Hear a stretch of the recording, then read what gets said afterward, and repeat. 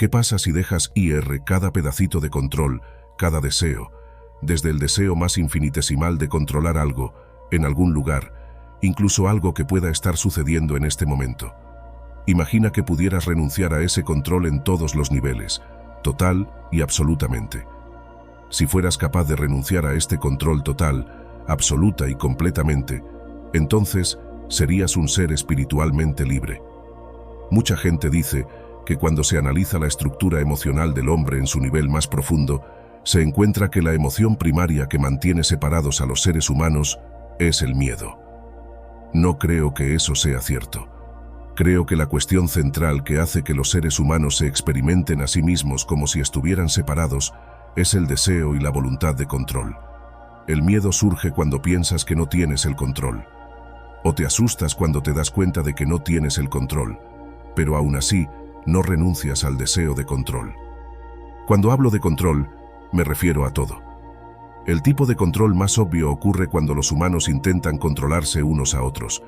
Si piensas en una conversación específica que tuviste hoy con alguien, lo más probable es que encuentres en esa conversación algún elemento de eso tratando de controlar.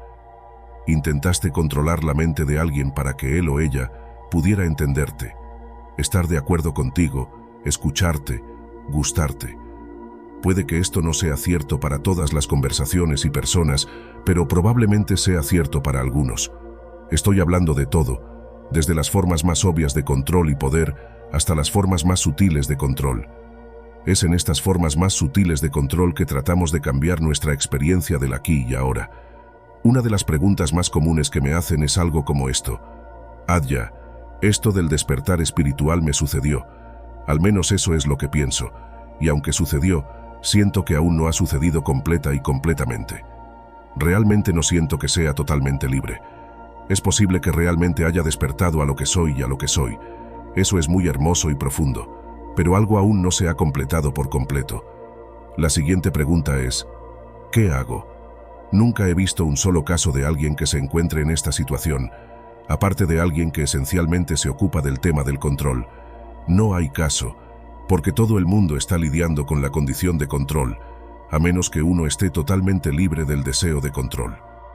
De manera muy simplista, la diferencia que existe entre aquellas personas que han tenido algún tipo de despertar espiritual intenso y profundo a su verdadera naturaleza y aquellas que son verdaderamente libres y liberadas es un asunto muy simple. Aquellos que son libres y liberados han soltado el control total y absolutamente. Esto es cierto, porque cuando dejas ir el control, no hay forma de que no seas libre y liberado. Es como saltar de un edificio. No hay forma de no caer en picado. La gravedad te tira en esa dirección. Si dejas ir el control totalmente, terminas viviendo en plena autorrealización. En su forma más elemental, el deseo de control se siente como si hubiera una mano apretada dentro de tu vientre. Lo que encuentras después de haber pasado por todos los diferentes caminos para controlar la experiencia es este puño cerrado subyacente. Y cuando te acercas a ese puño cerrado, descubres que tiene un protector.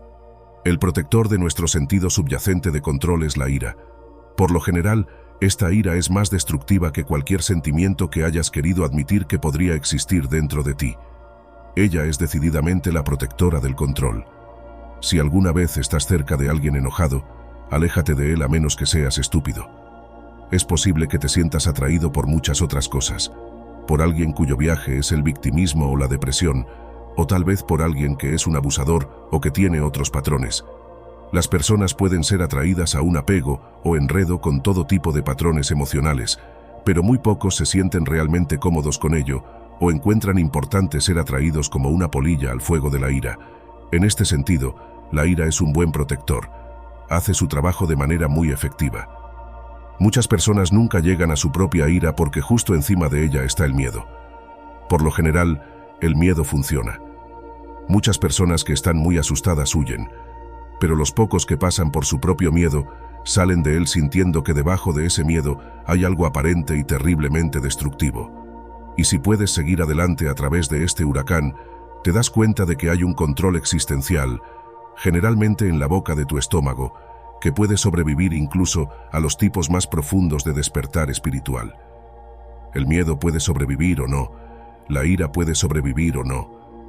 A menudo no sobreviven, pero el control a veces sobrevive en su forma más elemental. Así que te sugerí que imaginaras cómo sería si estuvieras totalmente sin ningún movimiento de control dentro de ti, sin ningún deseo de controlar, sin ninguna idea que controlar, ya sea en un nivel muy obvio o en el nivel más profundo de tu propia experiencia. Imagínese cómo sería si el deseo de controlar estuviera completamente ausente de su sistema. Este deseo de controlar es, en última instancia, nuestra renuencia a estar completamente despiertos. Hay una pequeña historia maravillosa contada por Anthony de Melo.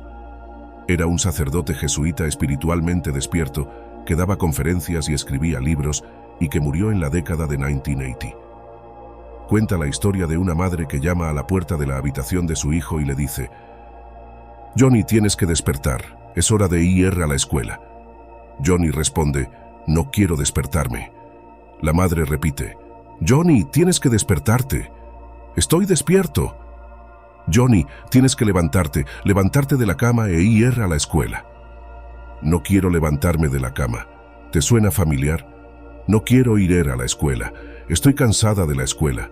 ¿Por qué tendría que ir a la escuela?». La madre responde: «Te daré 3 razones por las que tienes que ir a la escuela. Número 1, porque es hora de ir a la escuela. Número 2, porque hay una escuela entera llena de estudiantes que dependen de ti. Y número 3, porque tienes 40 años y eres el director de la escuela». Esto es similar a muchos seres humanos que han tenido un despertar muy profundo.